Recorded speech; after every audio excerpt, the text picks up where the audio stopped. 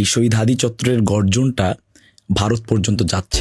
আপনি কি গুপ্ত শিবির? আওয়ামী লীগের এগেইনস্টে কথা বলতেছো তুমি শিবির, এখন এসে যেটা হয়েছে তুমি বিএনপির এগেইনস্টে কথা বলতেছো এটা শিবির। আপনি জুলাইয়ের সময় কেন বলেন নাই ভাই আপনারা তো যুদ্ধ অপরাধী, আপনারা সাইড অন, আপনাদের হেল্প আমরা নিব না, এই শিবির আপনারা সাইড অন, আপনাদের হেল্প নিব না।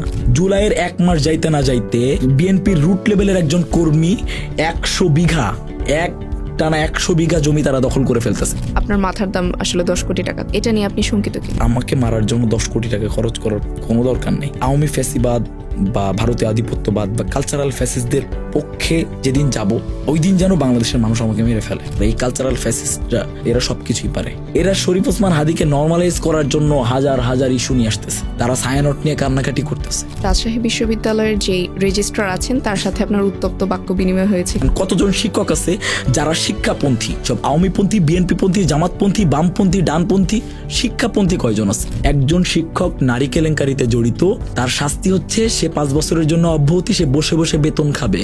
এর থেকে বড় কিউট শাস্তি আর কি হইতে পারে? আমি বাবরকে চাই, সে আসুক। সালাউদ্দিন আম্মারকে কি আমরা ওসমান হাদি 2.0 বলতে পারি? ওই শরীফ ওসমান হাদির মতো মুড়ি আর বাতাসার রাজনীতিটাই করব। আপনি কি আপনার মায়ের ঋণ পরিশোধ করতে পেরেছেন? আপনার কি মায়ের ঋণ কে কবে পরিশোধ করতে পারে? এটা কখনোই সম্ভব না। কারণ প্রত্যেকটা আমার জীবনের প্রত্যেক ধাপে আমি এই পর্যন্ত উঠে আসা, আমি সব সময় মানুষকে বলি যে আমার চয়েস, আমার মানে কথাবার্তা, আমার দ্রোহ, আমার ইনসাফের কথা, ইভেন আমার মানে যেই স্টাইল, আমি ফ্যাশন, আমি কি করব না করব, আমি বলি যে আমার মায়ের ঠিক করে দেয় এবং আমি ওইটা নিয়েই রাখতে চাই। কারণ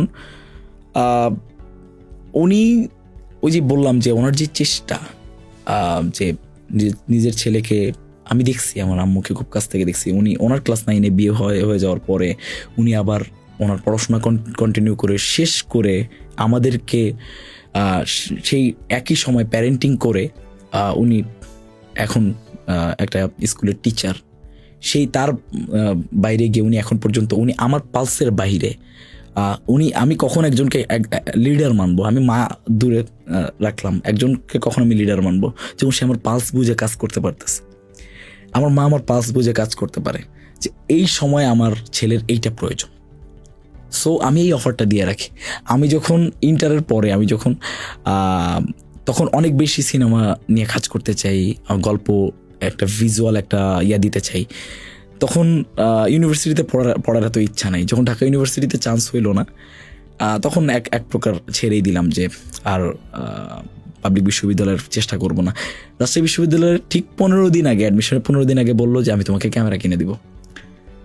সো এই যে পাস বুঝে রাজনীতি করাটা, উনি তো একটা রাজনীতি করছে, তো এই রাজনীতিটা আমার মা খুব পারে। এবং এই 15 দিনের পড়াই কিন্তু ওই রাজশাহী বিশ্ববিদ্যালয়ে চান্স পাওয়া, এবং উনি ওনার কথাও রাখছে। তো ওই প্রত্যেকটা বিষয়ের একটাই আমার মেইন থিম ওইটাই থাকে যে আমি আমার মাকে প্রাউড ফিল করাইতে চাই, আমি আমার বাবাকে প্রাউড ফিল করাতে চাই। এটা প্রত্যেক সন্তান, আমি জানি না পারে কিনা। আমি খুব করে চাইছিলাম যে আব্বুও থাকুক আমাদের, যেদিন রেজাল্ট ঘোষণা হবে আব্বু খুবই অসুস্থ ছিলেন, তো আম্মু তো ইতিহাসের সাক্ষী হইলো। ওইটা আমি সবসময় চাইতাম যে আমি যদি কখনো সংসদেও যাইতে পারি, আমার মাকে আল্লাহ ওই মানে বাঁচায় রাখুক, আমি সেই সংসদে আমার মায়ের হাতটা উঁচা করে দিয়ে বলতে চাই যে আমি তার রাজনীতি করছি এবং খুব মানে কোনো বেনিফিট ছাড়াই উনি আমাকে গাইড করছে। আমি ওই অনন্য উচ্চতায় তাকে নিয়ে যেতে চাই।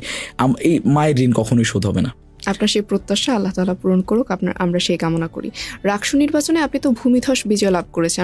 আমরা অন্যান্য ছাত্র সংসদ নির্বাচনগুলোতে যেমন দেখেছি যে ভিপিজিএস, এজিএস এর মতো গুরুত্বপূর্ণ পদগুলোতে শিবির তার প্যানেল সহ উঠে এসেছে, কিন্তু সেই ক্ষেত্রে রাকসুর ক্ষেত্রে একটু ব্যতিক্রম আমরা দেখতে পেরেছি এবং আপনি সর্বোচ্চ ভোট পেয়ে কিন্তু রাকসুর সিনেটের সদস্য হিসেবে নির্বাচিত হয়েছেন। তো এই যে আপনার এত জনপ্রিয়তা, এই বিপুল জনপ্রিয়তার পেছনে কারণ কি?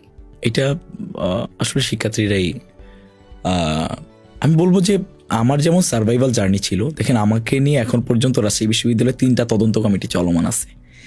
তো আমি সবসময় বলি যে আমার হয়তো বা রাজশাহী বিশ্ববিদ্যালয়ের সার্টিফিকেটের সৌভাগ্যটা হবে না, কিন্তু আমি একদিন থাকতে চাইলেও সেই দিনটা আমি খুব ভালোভাবে থাকতে চাই, যেটা আমি না থাকলে যেন শিক্ষার্থীরা ফিল করতে পারে যে ওর কোনো না কোনো জায়গায় ওর দরকারটা ছিল আমাদের। শিক্ষার্থীরা ওইটা বুঝছে। সারা বাংলাদেশে যখন ফ্রেমিং করা হলো বেয়াদব হিসেবে, শিক্ষক লাঞ্ছনাকারী হিসেবে, শিক্ষার্থীরা ব্যালটে আমাকে বাঁচাই দিল।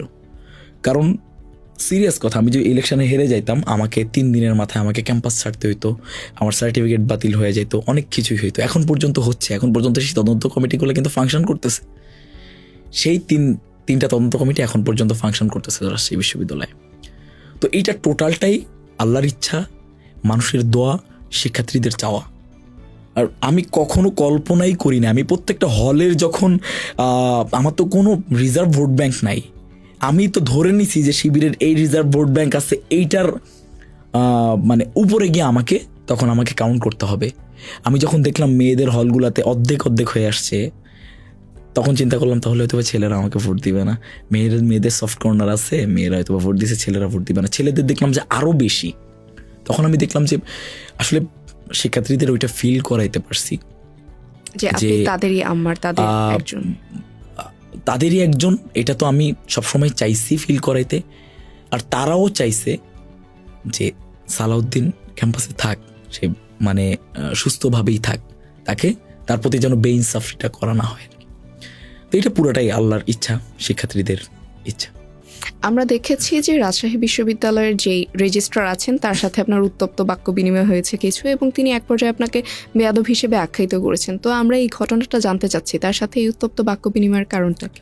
দেখেন, 73 অধ্যাদেশ অনুযায়ী আপনার 55(2) বলা আছে যে কোনো শিক্ষক কর্মকর্তা কর্মচারী ক্যাম্পাসের ভিতরে রাজনৈতিক কোনো প্রকার সংশ্লিষ্টতা তারা থাকতে পারবে না।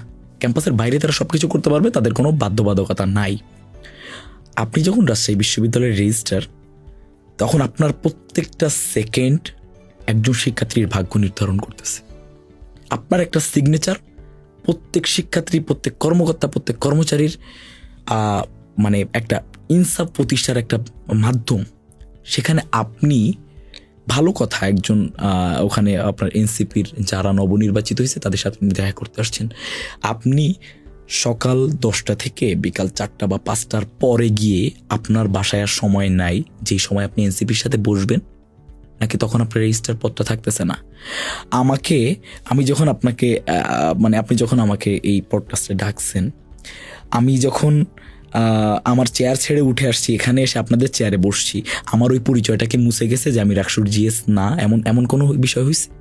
তাহলে আপনি বাসায় মিটিং করলেও আপনি রাজশাহী বিশ্ববিদ্যালয়ের রেজিস্ট্রার। আপনি শিক্ষার্থীদের সময় নষ্ট করে, যেখানে বাংলাদেশের মানুষের ট্যাক্সের টাকায় চলা একটা প্রতিষ্ঠান, ওখানে আপনি রাজনৈতিক মিটিং করতেছেন, আর আমার ইউনিভার্সিটির গুরুত্বপূর্ণ একটা সিদ্ধান্ত আপনার জন্য আটকে আছে। অনেক শিক্ষককে সে উনি বসায় রাখে। তো শিক্ষার্থীর আলটিমেট কাজ কি এবং শিক্ষার্থীর প্রতিনিধির আলটিমেট কাজ কি? আমি যখন ওনাকে ফোন দিছি, উনি ফোনটাও ওনার অফ, উনি ওই কাগজটা আটকায় রাখছে। একটা ডিপার্টমেন্ট 21 দিন বন্ধ, টানা আন্দোলন চলতেছে, 21 দিন বন্ধ। আমাকে ওইটা গুরুত্ব দিতে হবে, কারণ 21 দিন মানে 4 মাস 5 মাস পিছিয়ে যাওয়া একজন শিক্ষার্থী। তো সেই জায়গা থেকে উনি এটাকে গুরুত্ব না দিয়ে উনি আরামসে মিটিং করতেছে, চা খাইতেছে। তো এইটার এখতিয়ার তো ওনার নাই। আমি ইলেক্টেড হয়েছি বেসিক্যালি, অনেক সময় বলা হয় যে রাকসুর জিএস এটা করতে পারবা না, ওইটা করতে পারবা না। রাকসুর জিএস বা রাকসু ফাংশন করে কি? সে কালচারাল প্রোগ্রাম করবে, ক্রিয়া সাংস্কৃতিক প্রোগ্রাম করবে, এগুলাই তো। তাহলে আপনি আমাকে বলেন আমি ওইটাই কাজ করি। কিন্তু মানে অলিখিত কিছু বিষয় আছে যে এই যে অনিয়ন্ত্রিত ক্ষমতা, এই যে লালফিতা দৌরাত্ম, এগুলো কমানো আমাদের কর্তব্য। ইচ্ছা করে ভিসি যেই ফাইলটা ছেড়ে দিছে, রেজিস্টার ইচ্ছা করে সে ফাইলটা আটকায় রাখতেছে। আমি এটার প্রতিবাদ করাই, যদি আপনি আমাকে বেয়াদব বলে থাকেন, ওকে, আমি এই ট্যাগগুলাকে আমি প্রাউডলি নেই। আমি আগে দেখি যে কারা আমাকে বলতেছে। আমি যখন দেখি যে একজন অন্যায় করা একটা মানুষ আমাকে একটা ট্যাগিং করতেছে, আমি ওইটাকে আমার কাছে আমি ধরে নেই আর কি, যে আমার কাছে হয় এটা আমি নিচ্ছি আর কি। যেমন সর্বমিত্র নিজেকে ওই যে মাঝে বায়োতে দিছিল যে ম্যাজিস্ট্রেট বা ইয়া, আমারও মাঝে মাঝে মন চায় যে আমি আমার বায়োতে দিব যে ট্যাগিংগুলো আমাকে করা হয়, বেয়াদব, শিক্ষক লাঞ্ছনাকারী, হ্যান ত্যান। কারণ এগুলো কারা দিচ্ছে ওইটা আমার কাছে মুখ্য। যারা দিচ্ছে তারা মানে ইনসাফের পক্ষে না। আমরা দেখতে পেরেছি যে এই রাবি রেজিস্ট্রারের সাথে উত্তপ্ত বাক্য বিনিময়ের পরও কিন্তু আপনি থেমে যাননি। আপনি কিন্তু রাজশাহী বিশ্ববিদ্যালয়ের 6 জন ডিনের জন্য নিজের হাতে পদত্যাগপত্র লিখে নিয়ে গিয়েছিলেন। তো সেই কারণটাকে আমরা জানতে চাই। কারণটা তো আসলে খুবই সিম্পল, যে এই ডিন বলেন বা আওয়ামীপন্থী শিক্ষক বলেন, এদেরকে অনেক আগেই বের করে দেওয়া উচিত ছিল। আপনি বিপ্লবী, এখানে যারাই আসছে সবাই জনগণের চয়েসে, স্টুডেন্ট চয়েসে। এখন আপনি বলতে পারেন যে তুমি শিক্ষার্থী, তুমি এটা করতে পারো না। অনেকেই বলতেছে তুমি শিক্ষার্থী, তুমি এটা করতে পারো না। তাহলে আপনার কথা মতো আমি শিক্ষার্থী হয়ে আমাকে বাংলাদেশের তৎকালীন খুনি হাসিনাকে সরানো ঠিক হয় নাই, একজন অন্তর্বর্তীকালীন সরকারকে বসানো ঠিক হয় নাই, আমার এই ভিসি সহ এই প্রশাসনকে বসানো শিক্ষার্থীদের ঠিক হয় নাই। অবশ্যই শিক্ষার্থীদের চয়েসেই প্রত্যেকেই আসছে, সবাই কিন্তু সিলেক্টেড, কেউ ইলেক্টেড না। অর্ডিন্যান্স অনুযায়ী আপনার ভিসি তো প্রত্যক্ষ ভোটে নির্বাচিত মানে হইতে হয়, সিনেটরদের যেখানে থাকা লাগে সেই জায়গায়। আপনার প্রশাসনের প্রত্যেকটা তো চয়েস, প্রত্যেকে তো সিলেক্টেড মানুষ। এখন পর্যন্ত বিশ্ববিদ্যালয় বলেন বা সারা বাংলাদেশে বলেন, এখন পর্যন্ত ইলেক্টেড একটাই জায়গা, সেটা হচ্ছে ছাত্র সংসদ। তাছাড়া সবাই তো সিলেক্টেড। সো আপনি আমার জায়গায় ইশতেহার ছিল যে আওয়ামী ফ্যাসিবাদকে আমি ক্যাম্পাসে স্টে করতে দিব না। এখন পর্যন্ত বিগত সময় বা যারা ফ্যাসিবাদের সাথে জড়িত তারা এখন পর্যন্ত ক্যাম্পাসে আসতেছে, তারা সেই ভয়াবহতার সাথে সেই বিভিন্ন সময়ে যারা শিবির করার কারণে তাদের পা কেটে দেওয়া হয়েছে, তাদের মানে ক্লাস করতে দেওয়া হয় নাই, গ্রেপ্তার করা হয়েছে, তাদের সাথে জড়িত তাদেরকে আপনি এখনো পর্যন্ত রাখতেছেন। তখন আমাকে তো প্রোটেস্ট করতে হবে। আমি আগে প্রশাসনের কাছে চাইছি তারা কতটুকু কি করে। আমি যখন দেখতেছি 1 বছর 5 মাস ধরে দেখলাম যে প্রশাসন কিছুই করতেছে না, তখন আমি কি করব? এখন আপনারা সুশীল বয়ানটা কেন দিতেছে? সামনে শিক্ষক সমিতির নির্বাচন, 700 আওয়ামীপন্থী ভোটার আছে। আরে ভাই, আপনি যদি এত বিপ্লবী হয়ে থাকেন, আপনি বলেন না এই 700 আওয়ামীপন্থী কেউ ভোট দিতে পারবে না, আপনি ওইটা বলেন। এখন এইটা যখন আমি মানে স্টেটমেন্ট দিব, তখন এক প্রকার সুশীল এসে বলবে তুমি তাদের ভোটাধিকার হরণ করতেছো। আমি ভোটাধিকার হরণ করবো? সে ফ্যাসিবাদ, সে হত্যার সাথে জড়িত, সে তো ভোটাধিকার পাবেই না, এটা তো ইম্পসিবল ব্যাপার। সে ডিন হিসাবে থাকবে কেন? তৎকালীন সময়ের ভিসি, তৎকালীন সময়ের প্রভিসি, প্রক্টর, যারা আমার নামে 4.5 কোটি টাকার মামলা দিছিল, আজকে যদি জুলাই না হইতো, আমি 1 নম্বর আসামি ছিলাম, জুলাই না হইতো আমার জায়গায় কোথায় হইতো? তাহলে তাদের প্রতি আমার ক্ষোভ থাকবে না? আমি বারবার বলছি যে আমার কোনো শিক্ষকের সাথে যদি আমি কোনোদিন বেয়াদবি করে থাকি, আমি তাদের পা ধরে 24 ঘন্টা বসে থাকবো। কিন্তু আমি বেয়াদবি বা আমি আন্দোলন করতেছি শিক্ষক নামের একটা পদে বেতনভুক্ত কর্মচারীদের এগেনস্টে গিয়ে। প্রত্যেকে 73 অধ্যাদেশ অনুযায়ী চলতেছে। আপনি ঢাকা বিশ্ববিদ্যালয়ে মিলায় নেন, আপনার ডিপার্টমেন্টে মিলায় নেন, কতজন শিক্ষক আছে যারা শিক্ষাপন্থী? সব আওয়ামীপন্থী, বিএনপিপন্থী, জামাতপন্থী, বামপন্থী, ডানপন্থী। শিক্ষাপন্থী কয়জন আছে যারা 73 অধ্যাদেশ অনুযায়ী চলে? সবাই তো পন্থী, এবং তারা তাদের পন্থী ন্যারেটিভগুলো এস্টাবলিশ করতেছে তাদের ক্লাসরুমে গিয়ে। সেম ভাবেই আওয়ামীপন্থী শিক্ষকরা জুলাইয়ের এগেইনস্টে তারা এখনো পর্যন্ত ন্যারেটিভ এস্টাবলিশ করতেছে। এই সালাউদ্দিন আম্মার কিন্তু চাঁদাবাজি করছে, প্রমাণ নাই তার কাছে।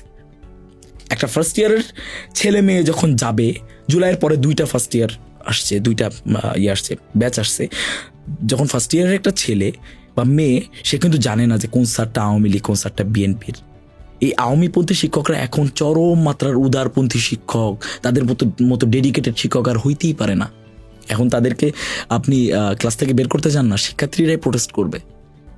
এটা আমাদের জন্য ভয়ের, আমাদের জন্য লজ্জার, যেই মানুষগুলা বিগত 17 বছর শুধুমাত্র এই আওয়ামী সময়, মানে এই আন্দোলনের 1.5 মাস না, বিগত 17 বছর যাদেরকে হাতুড়ি পেটা করা হয়েছে, যাদেরকে বিভিন্ন সময় অত্যাচার নির্যাতন করা হয়েছে, এদের উপর আমাদের দায়বদ্ধতা নাই? তো ওইটাই যে আমি এদেরকে শিক্ষকই মনে করতেছি না, আমি এদের ডিন মনে করতেছি না। আমার কাছে এদের একটাই পরিচয়, এরা আওয়ামী ফ্যাসিবাদের সহযোগী। এবং এই অনুযায়ী আমি সবসময় চাই যে কালকেও ছাত্রত্ব বাতিল হয়ে যাক, ওকে, আজ পর্যন্ত আমি ক্যাম্পাসে কি করতেছি ওইটা সুফল যেন শিক্ষার্থীরা একটা সময় পায়। শিক্ষার্থীরা ওকে একাংশ বলুক যে হ্যাঁ, তুমি আওয়ামী ডিনদের এইভাবে পদত্যাগ করতেছো, তুমি ঠিক করো নাই। এই 6 জন ডিন বাদেও তো আরো অনেকে আওয়ামী ফ্যাসিবাদের আমলে নিয়োগ পেয়েছিলেন, তো বাকিদের পদত্যাগের জন্য আপনি আন্দোলন করেন? নিয়োগ পাওয়া না, এটা তো প্রত্যক্ষ ভোটে নির্বাচিত হয়। তো আওয়ামীপন্থীর ব্যাপারটা হচ্ছে যে আমি আওয়ামী ন্যারেটিভটা এখনো পর্যন্ত এস্টাবলিশ হইতে দিব কেন? এই যে আপনি বলতেছেন না আওয়ামীপন্থী ডিন, মিডিয়া পাড়ায় আসতেছে আওয়ামীপন্থী ডিনদেরকে আবার পুনর্বহাল করা হলো রাজশাহী বিশ্ববিদ্যালয়ে।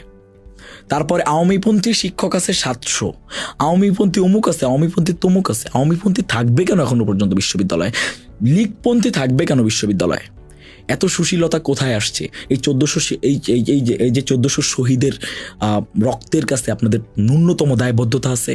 আপনি এখন পর্যন্ত এই যে আওয়ামীপন্থী দিন বা মানে এদের ব্যাপারে আপনাদের যে সফট কর্নার আসতেছে, একটা বারের জন্য, একটা সেকেন্ডের জন্য চোখ বন্ধ করে তারা দেখুক যে জুলাই এই যে হাসিনার পতন না হইলে আজকে কোন পর্যায়ে যাইতো প্রত্যেকটা আন্দোলনকারী বা যারা এখন প্রশাসনে বসছে তাদেরকেও আমি বলতেছি যে আপনারা কোন জায়গায় যাইতেন আজকে যদি এই আওয়ামী ফ্যাসিবাদ যদি উৎখাত না হইতো।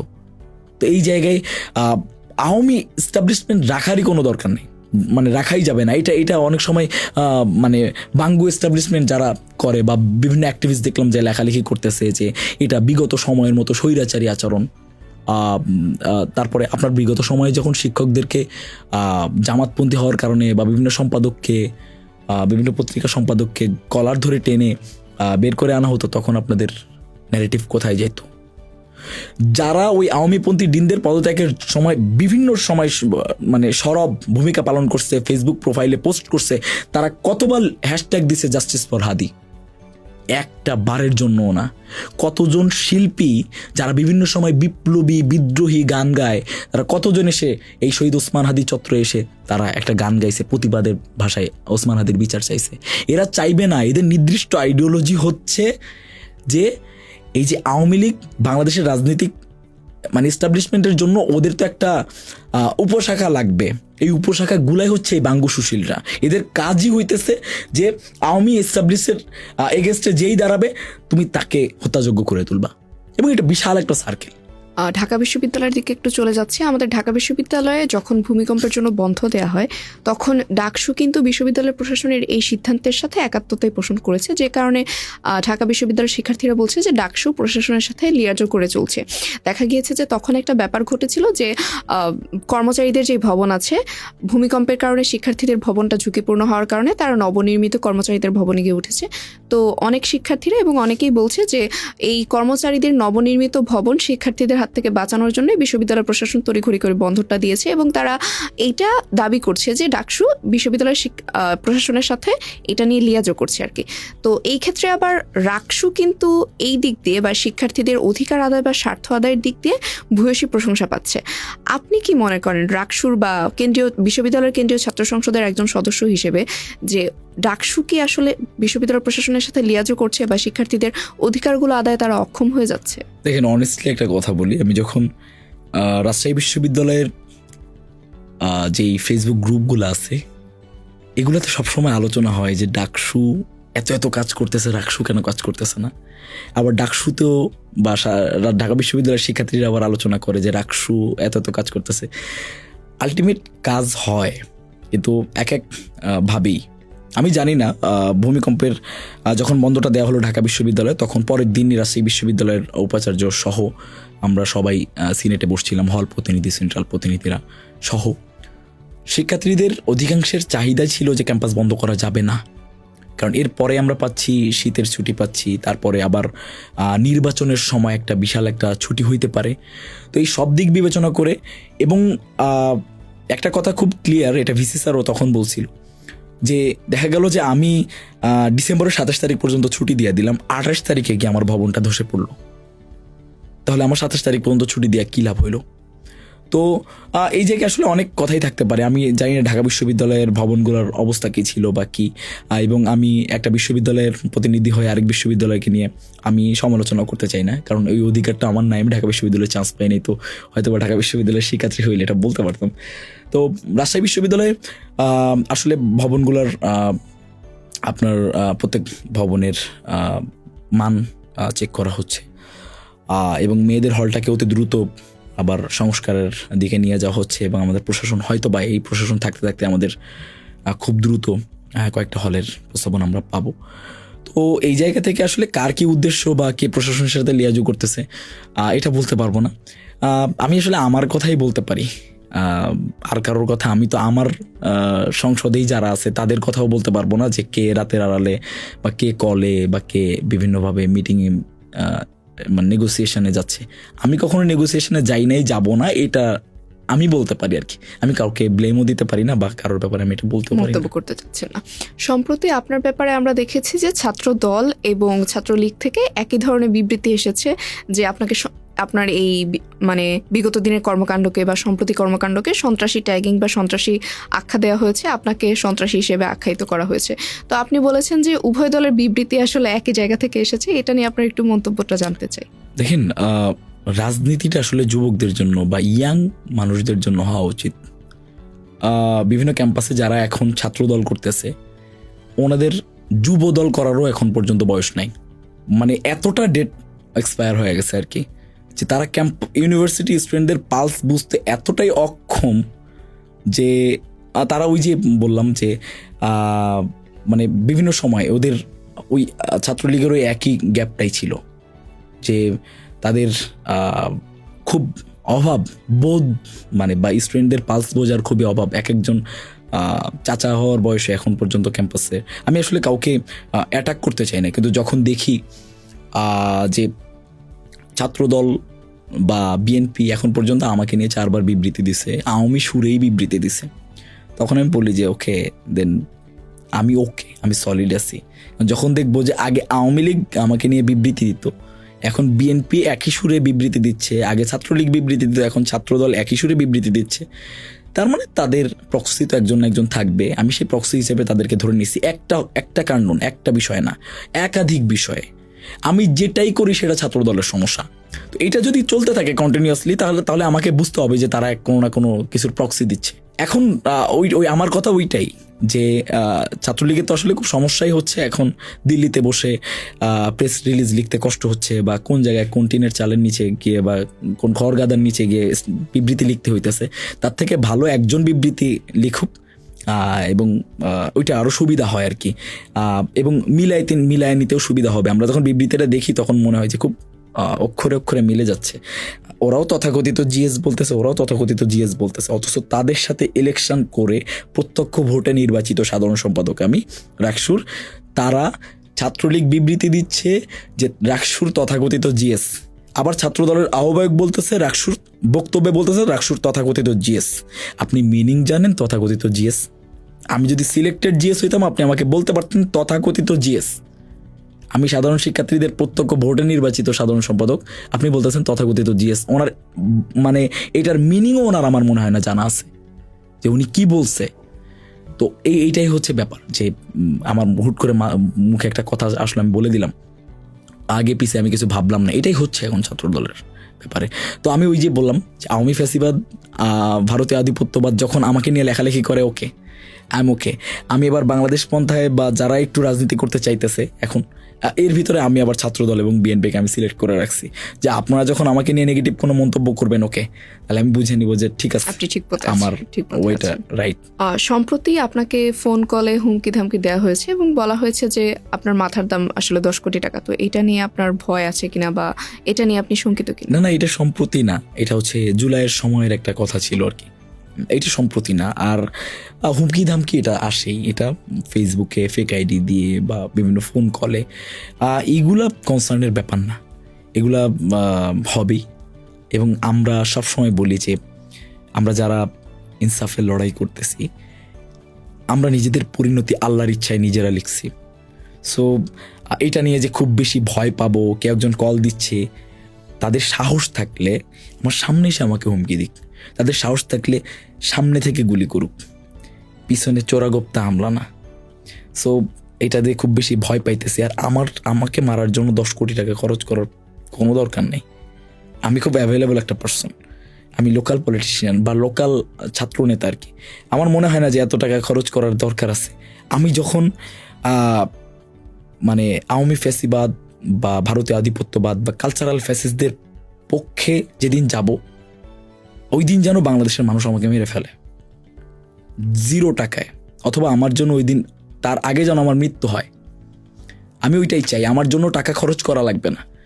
তবে হত্যাযজ্ঞ করে তোলা হয়, মিডিয়া এবং বিভিন্নভাবেই হত্যাযজ্ঞ করে তোলা হয়। যেমন একটা বিষয় আছে যে রাজশাহী বিশ্ববিদ্যালয়ে একজন ছাত্রলীগ নেতা জুলাইয়ের পরেই কিন্তু তাকে হত্যা করা হয়েছে। তাকে কোথা থেকে কিভাবে নিয়ে এসে যে ফালায়া গেছে আমি জানি না, আমাকে 1 নম্বর আসামি করা হয়েছে। ওখানকার প্রেক্ষাপট যেটা ছিল যে তখন আপনার জুলাইয়ের সময়, এটা কেন বলতেছি যে এটা একটা এস্টাবলিশমেন্ট, এবং আমাকে যদি কোনো না কোনো সময় যদি আমাকে ফাঁসির মানে মঞ্চে নিয়ে যাওয়া হয় তাহলে এটার জন্যই নিয়ে যাওয়া হবে। এই জন্য আমি আপনাকে আজকে এই বর্ণনাটা দিচ্ছি যে এই মাসুদ হত্যা আমি যখন উনি সম্ভবত, আমি চিন্তামই না ওনাকে, সেই 12-13 সালের ছাত্রলীগ নেতা, আমার চেনার কথা না। আমি বোয়ালিয়া থানা, রাজশাহীর জেলায় বোয়ালিয়া থানায় আমি যখন যাই 2 জন আসামিকে ধরে নিয়ে গেছি। ওইখানে তখন লাইট নেই, কারণ বোয়ালিয়া থানা তখন লুট হয়ে গেছে, ওই 5 আগস্টের দিন রাতে লুট হয়ে গেছে, তখন ইলেকট্রিসিটি নাই, অন্ধকার। তো ওই সময় আমি 2টা আসামি নিয়ে গিয়ে পুলিশের সাথে আমি বাকবিতণ্ডা করতেছি যে আপনারা কেন বাদী হয়ে মামলা করতেছেন না। 2 জন ধর্ষক সন্দেহে তারাও স্বীকার করতেছে যে তারা 5 আগস্টে একটা মেয়েকে রেপ করছে, কিন্তু পুলিশ বলতেছে যে আমরা বাদী হয়ে মামলা করতে পারবো না। এটা নিয়ে মানে হচ্ছে। এখন স্বাভাবিকভাবে আমি যেহেতু একটা কর্নারে আমরা বাকবিতণ্ডা হচ্ছে, অটোতে করে আরেকজনকে নিয়ে আসা হলো। তখন বিক্ষুব্ধ জনতা তখন সেখানে বলতেছে যে এও ধর্ষক, এরও মার। যখন এটা বলছে, আমি ফুল টাইম ওখানে কেন, মবটাকে কন্ট্রোল করার জন্য। যেমন এই যে 2টা আসামিকে ধরে নিয়ে গেছি, আমি যখন খবর পাইছি যে ওদেরকে গণধোলাই দেওয়া হচ্ছে, আমি যখন গেছি একটাকে দেখলাম যে বড় বাঁশ তুলে তাকে মারা হচ্ছে। আমি তার উপরে গিয়ে, এইটার মানে ভিডিও এখনো পর্যন্ত, তার উপরে আমি গেছি এবং আমার পায়ে সেই পুরো বাঁশের সেই বাড়িটা, সেটা আমার পায়ের উপরে এসে পড়লো। মানে তার মাথা বরাবর টার্গেট করে বাড়ি মারছে, সেইখানে মারা যাইতে পারতো। তো ওকে যখন নিয়ে আসা হলো, আমি দৌড়ায় গেলাম যে কেউ করো না। আমি ওনাকে বের করে নিয়ে আমি থানার বারান্দায় বসায় রেখে আমার কাজ শেষ। ওই যে ওইটুকু ফুটেজটাকে নিয়ে আওয়ামী লীগ যে ন্যারেটিভটা দাঁড়া করাইছে যে আব্দুল্লাহ মাসুদের খুনি হচ্ছে সালাউদ্দিন আহমদ, এই যে এস্টাবলিশমেন্ট। তো সবাইকে গুলি করবে এমন না, সবাইকে শরীফ ওসমান হাদির মতো গুলি করবে না। কাউকে এমন ঘৃণিতভাবে হয়তো বা এমন হইতে পারে যে বাংলাদেশের মাটিতে হয়তো বা আমাকে ঘৃণা স্তম্ভ হিসেবে আমাকে প্রতিষ্ঠিত করতে পারে। মিডিয়া সব কিছু পারে, এই কালচারাল ফ্যাসিস্টরা এরা সব কিছুই পারে। এরা শরীফ ওসমান হাদিকে নর্মালাইজ করার জন্য হাজার হাজার ইস্যু নিয়ে আসতেছে। তারা ছায়ানট নিয়ে কান্নাকাটি করতেছে, তারা তাদের নিয়ে, তাদের এস্টাবলিশমেন্ট নিয়ে তারা অনড় আছে। শহীদ শরীফ ওসমান হাদিকে নর্মালাইজ করার জন্য যা করা দরকার তারা করতেছে। তো এইটাই হবে, সবার যে হত্যার হুমকি দিবে, কাউকে হত্যাযোগ্য করে তোলা হবে, কাউকে হয়তো বা আইনের মারপ্যাচে ফেলে তাকে হত্যাযোগ্য করে ফেলা হবে। 90-এর যারা গণঅভ্যুত্থানে যারা লিডিং পজিশনে ছিল, আমি জানি না কারোর মানে অবস্থান এখন ভালো জায়গায় আছে কিনা। তো এইটাই আমি সবসময় বলি যে আল্লাহর জান আল্লাহ নিবে। এক নম্বর কথা হচ্ছে আল্লাহর জান আল্লাহ নিবে, আমি ঠেকানোর কে। আরেকটা ব্যাপার হচ্ছে ওই যে জান দিব জুলাই দিব না। রাজশাহী বিশ্ববিদ্যালয় নিয়ে আপনার ভবিষ্যৎ পরিকল্পনা কি? রাজশাহী বিশ্ববিদ্যালয়ে না, শুধুমাত্র শিক্ষাঙ্গন নিয়ে আসলে পরিকল্পনাটা হচ্ছে যে ওই যে বললাম বাংলাদেশের মানুষ যুগে যুগে ধোকায় পড়ে, সেই ধোকার বাস্তব প্রমাণ 24-এ আমি আপনাকে একটা দিই। সেটা হচ্ছে কোটাকে কেন্দ্র করে আমাদের জুলাই রিভলিউশন হইল।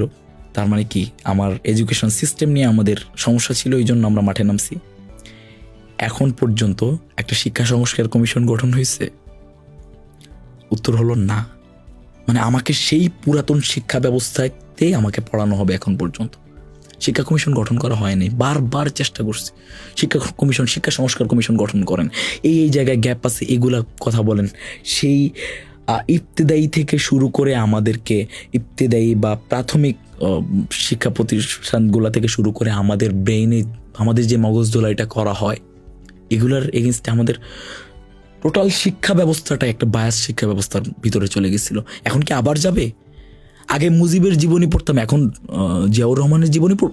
আমি কাউকে ছোট করতেছি না, জিয়াউর রহমানের জীবনে আমি পড়ব, আমাকে পড়াইতে হবে। আমি আলিম পর্যন্ত জানতামই না জিয়াউর রহমান কিভাবে মারা গেছে। আমার মতো হাজার হাজার শিক্ষার্থী, লক্ষ লক্ষ শিক্ষার্থী জানতোই না। ইভেন অনেকে জানতোই না জিয়াউর রহমান নামে কেউ আছে। কেন?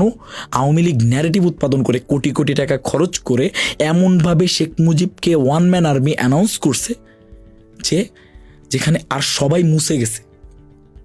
তো সেই জায়গা থেকে এই যে পাঠ্য বইগুলা, এখন কি ধরে নিলাম বিএনপি ক্ষমতায় আসলো, বিএনপি ক্ষমতায় আসার পরে জিয়াউর রহমান হয়ে যাবে। আমাদের শিক্ষা ব্যবস্থা আপনি দেখেন না, 16 ডিসেম্বর তারপরে বিভিন্ন র্যালিগুলাতে আসি, আমরা যখন ছোটবেলায় র্যালিতে আসতাম রাস্তার মোড়ে মোড়ে বাস্ত কি 7ই মার্চের ভাষণ।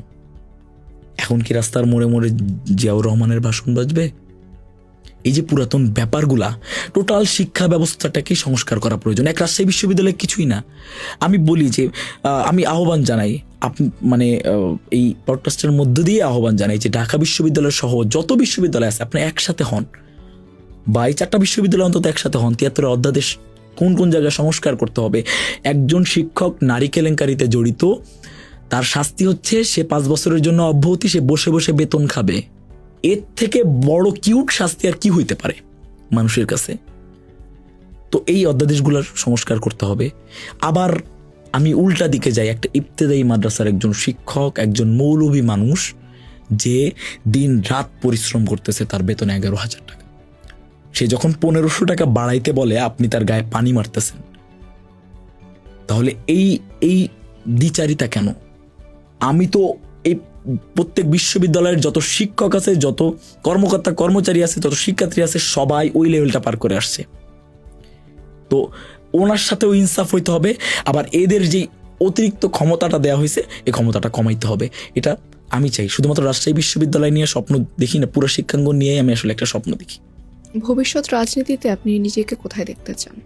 ভবিষ্যৎ রাজনীতি আসলে ইনসাফের লড়াইটাই তো এখন লড়তেছি, আর এখন একটা রাজনীতির মধ্য দিয়েই আছি, বাংলাদেশ পন্থা রাজনীতি।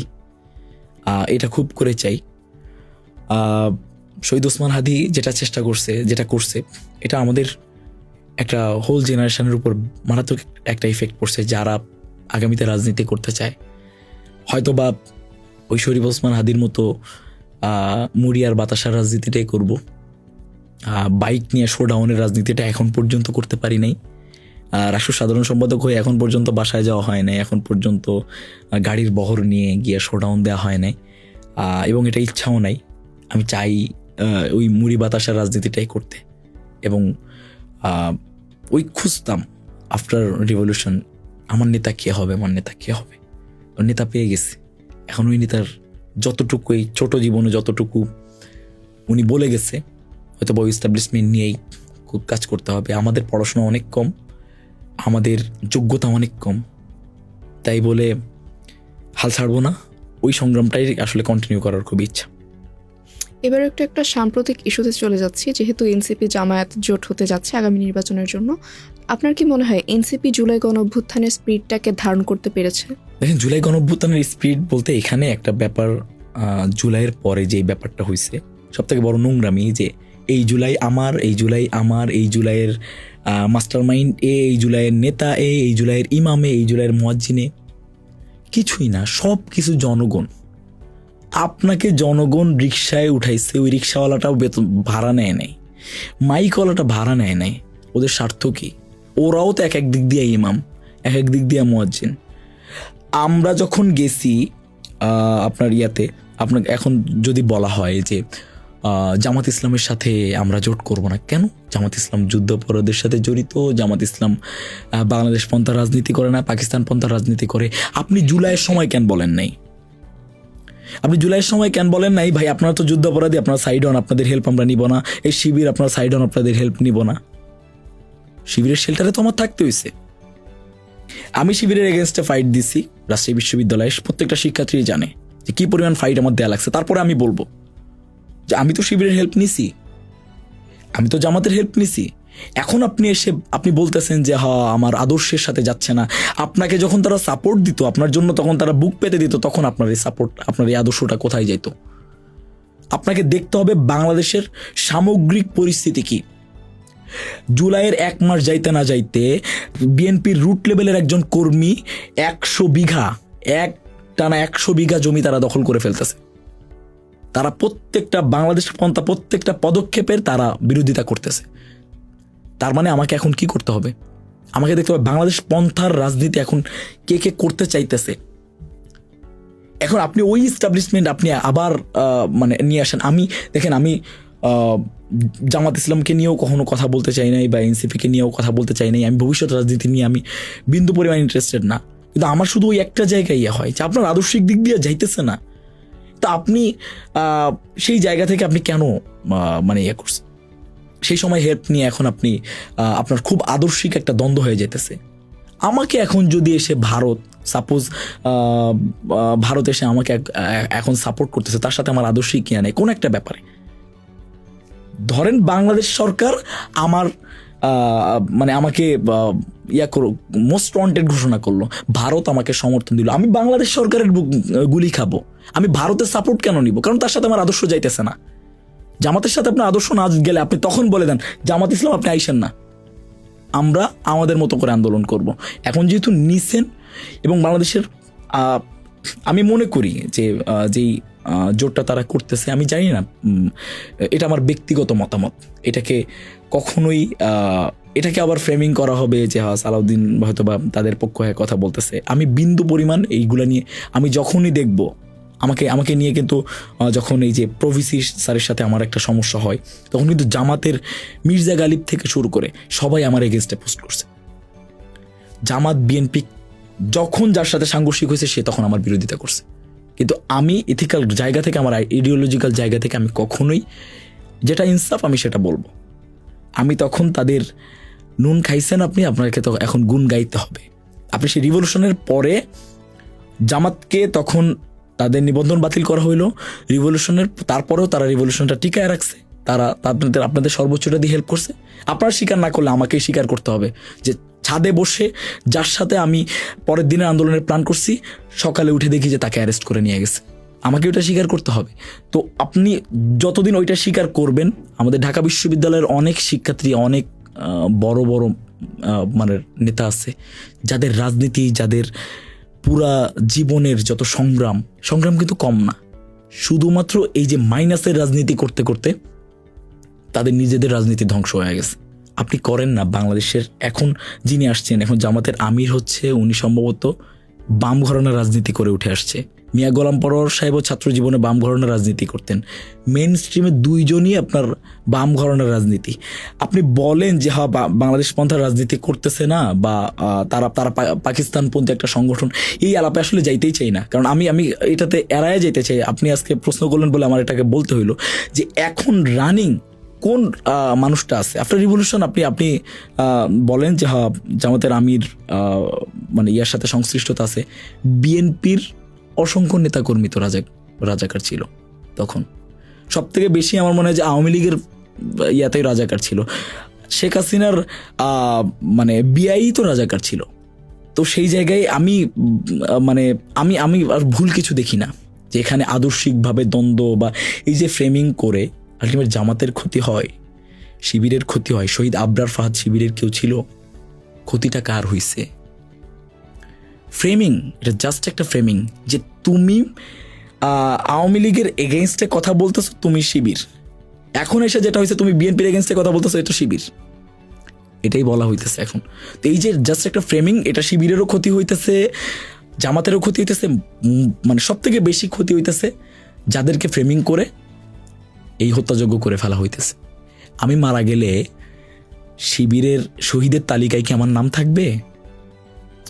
অবশ্যই থাকবে না, কিন্তু তাদের লিস্টে আমি শিবির হিসেবে আমাকে টার্গেট করতেছে। এই যে একটা ফ্রেমিং, আপনি হিজাব পড়তেছেন, আপনি বোরখা পড়তেছেন, আপনাকে বলা হইতেছে যে আপনি মানে খুব বাজেভাবে বলা হইতেছে যে আপনি হয়তো বা শিবিরের কেউ বা এক্সেট্রা এক্সেট্রা। এই যে ফ্রেমিং এর যে আলাপটা আসে, ওইটাতেই ক্ষতিগ্রস্ত হয়, তাছাড়া আর কিছুই না। আমার মনে হয় যে এখন পর্যন্ত এনসিপির যারা বের হয়ে গেছে, আপনারা ভেবে দেখে আপনারা যদি সবাই এক হইতে পারেন, আমি বিএনপির অনেক নেতাকেও আমি চাই, আমি হুম্মাম কাদের চৌধুরীকে চাই, সে আসুক, আমি বাবরকে চাই, সে আসুক। আমি মানে কোনো স্পেসিফিক দলের না, আমি শুধু ম্যান ফিক্স করতে চাই যে এই মানুষটা এই আসনে আসুক, এই মানুষটা এই আসনে আসুক। কে বিএনপি পন্থী, কে জামাতপন্থী, কে এনসিপি পন্থী, এটা আমি এখন জাজমেন্ট করতে চাইতেছি না। আমি প্রতীকের থেকে আমি ব্যক্তিকে অগ্রাধিকার দিব। এটা হচ্ছে আমার পার্সোনাল আপনার মতামত। ব্যক্তিগত মতামত।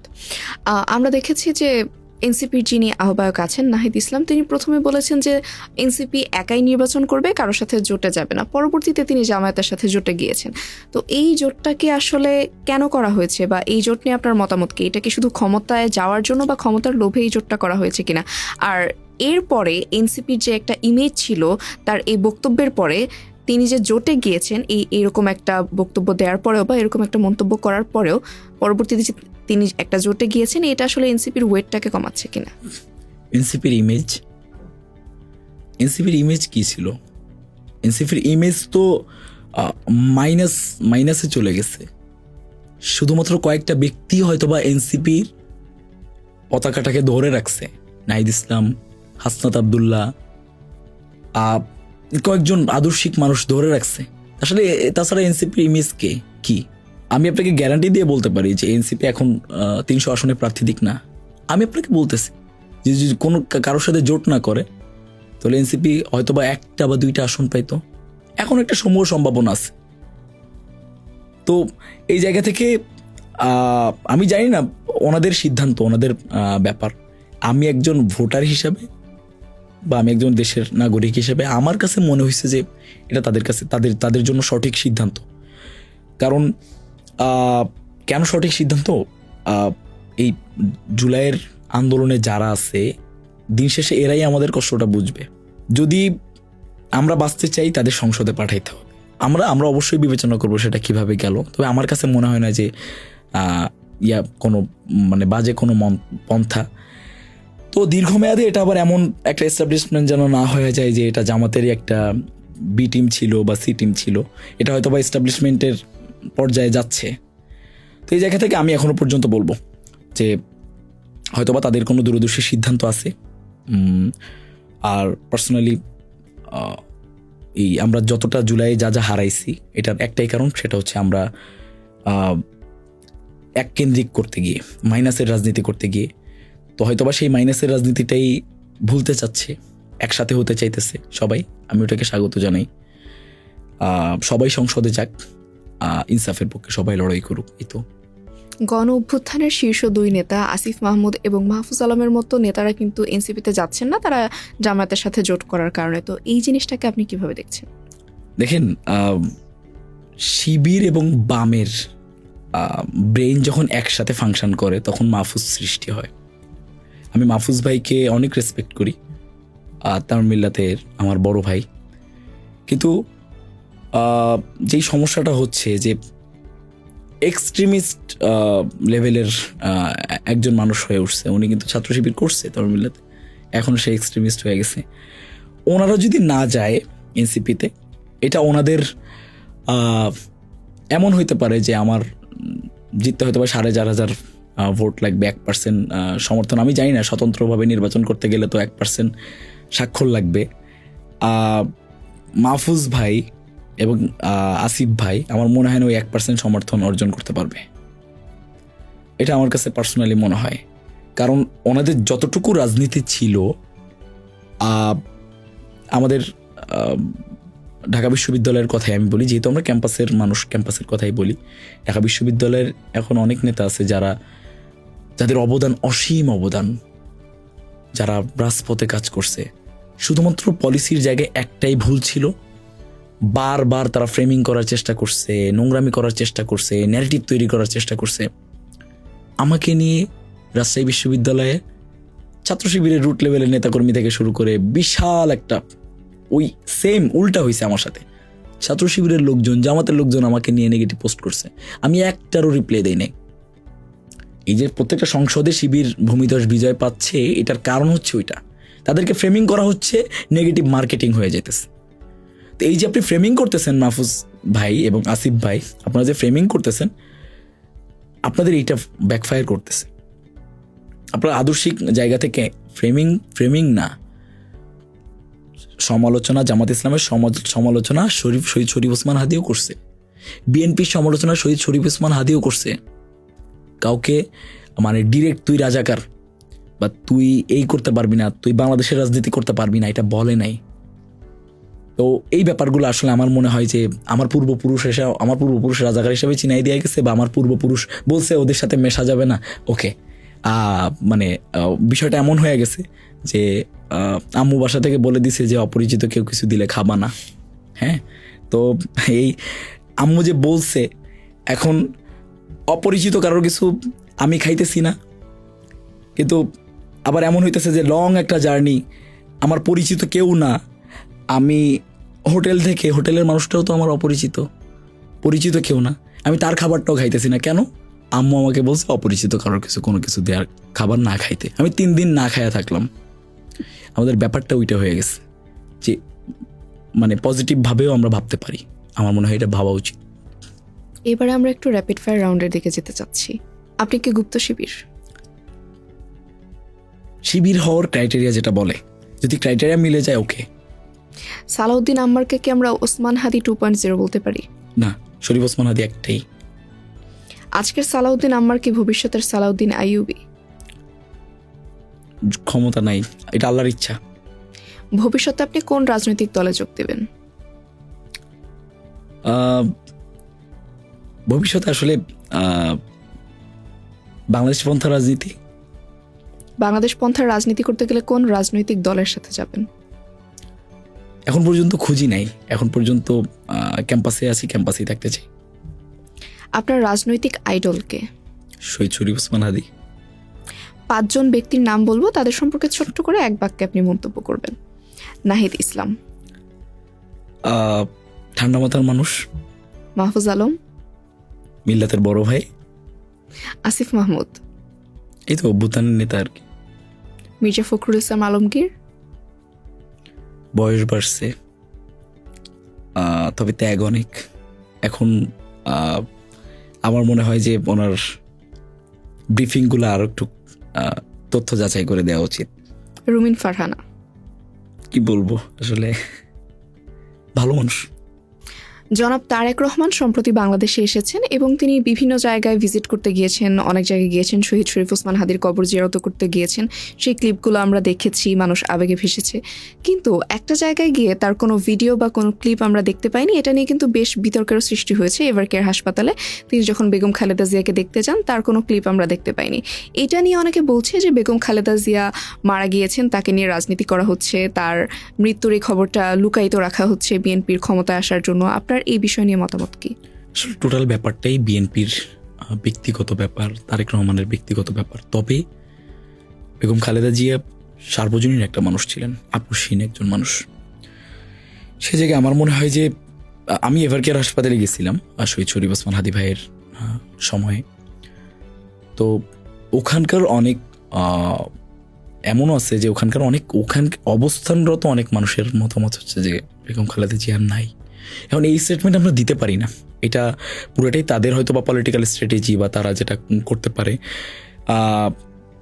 আমরা চাই, এখনো পর্যন্ত আশা রাখতে চাই শহীদ শরীফ ওসমান হাদির শেষ মুহূর্ত পর্যন্ত, বা এখন পর্যন্ত খুব করে মন চাই যে এটা যেন দুঃস্বপ্ন হয়, ভাই যেন ফিরে আসে।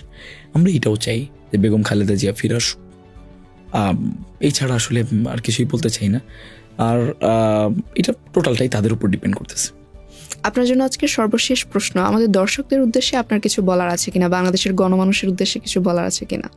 দর্শকের উদ্দেশ্যে একটা জবাবদিহিতামূলক একটা পরিবেশ সৃষ্টি করাটা আমাদের বাংলাদেশের জনগণের জন্য খুবই গুরুত্বপূর্ণ। আমি বেসিক কিছু জিনিস যেটা আমরা করি না, যেমন একজন বিসিএস ক্যাডার, একজন আমলাতন্ত্রের একজন কর্মচারী, তাকে আমি স্যার ডাকতেছি।